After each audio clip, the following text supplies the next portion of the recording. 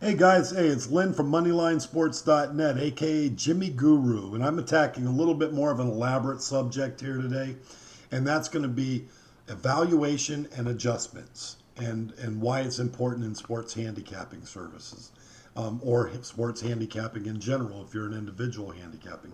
But let's really look at it, guys. Let's first use a parallel, an analogy. Major League Baseball teams and Major League Baseball players. It's a constant state of evaluation and adjustments, and some teams do it and some teams don't. Some teams do the exact same thing over and over and over, and they get the same result over and over and over, usually not good.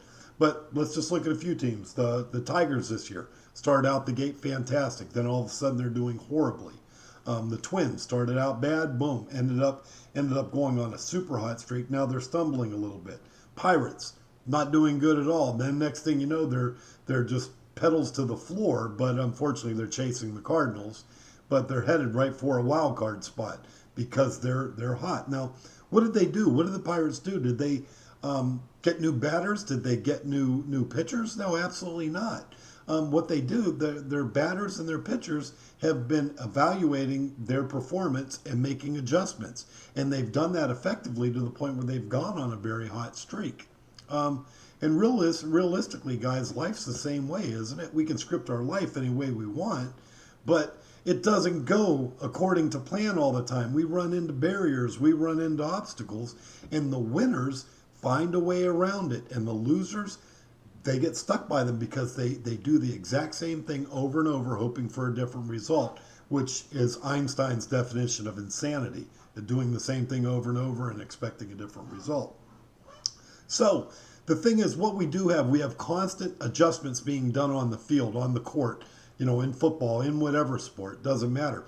So sports are constantly evolving and changing monsters. It's a constantly evolving monster.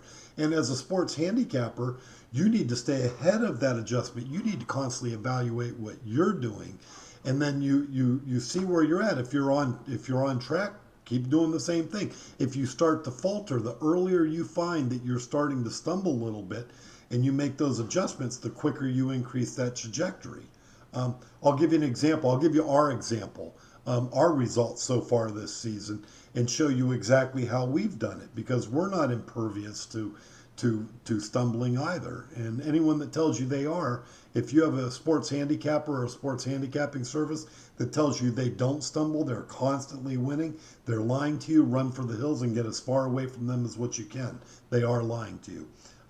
But anyhow, what we do, we take our season and we divide it into four equal parts and evaluate that to see where our trajectory is.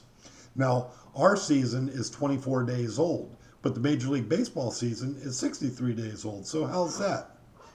I won't bore you with that. I'll give you just a nutshell version. What we do, we go live roughly about 6 weeks into the season. What live means is that we start collecting data after about 4 to 5 weeks of the season going on.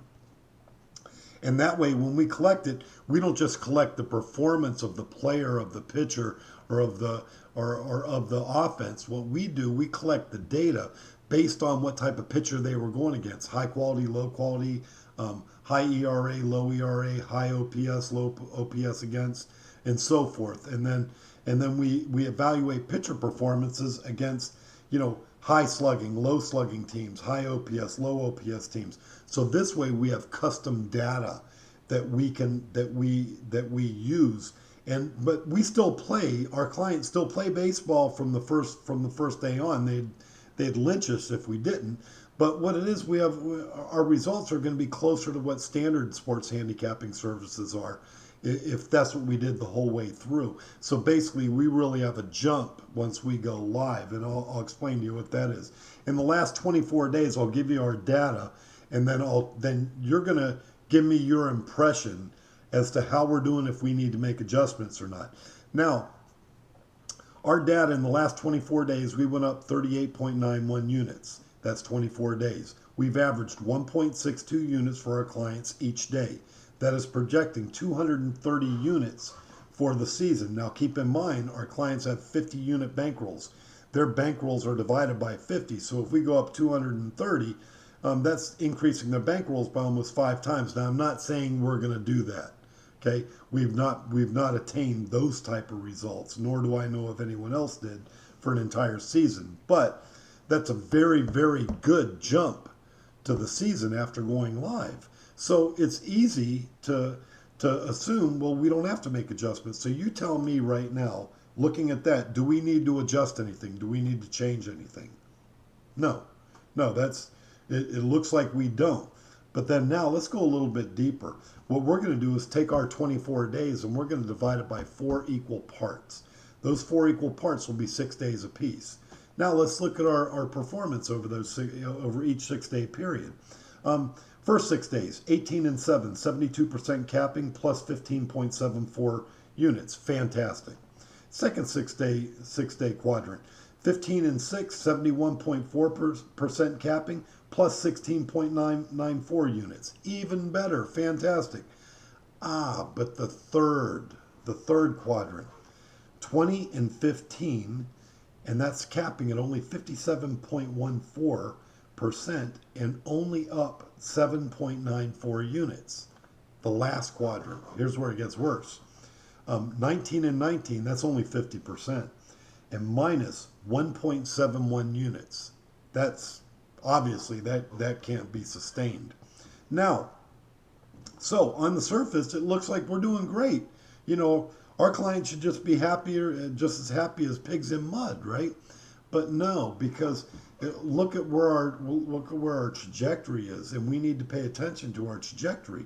So what we do, just like a baseball player, just like a baseball team, just like an NBA team, just like any successful team, just like any successful individual, what we do is look at our trajectory, we evaluate our performance, and then we make adjustments. Now, I love working from home. That's what I love about, one of the things I love about my job. I work from home. I don't have to go into the office hardly at all. This weekend, I had to go in twice for 2 different meetings, basically to evaluate and adjust our performance and our format.